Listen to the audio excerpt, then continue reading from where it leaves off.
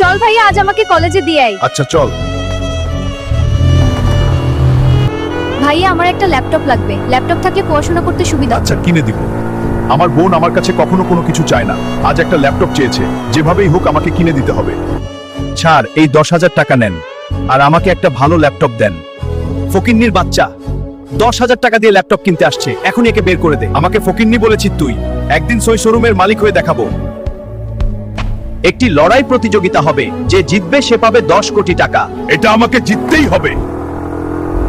আজ তোকে হারিয়ে 10 কোটি টাকা নিয়ে হালকা আজ তোকে মেরে আলফটটা।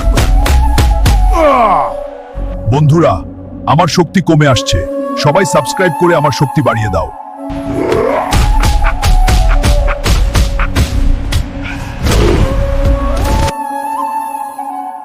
এবার আমি ওই শোরুমটা কিনে নিব। এই নে টাকা, আর আজ থেকে এই শোরুম আমার।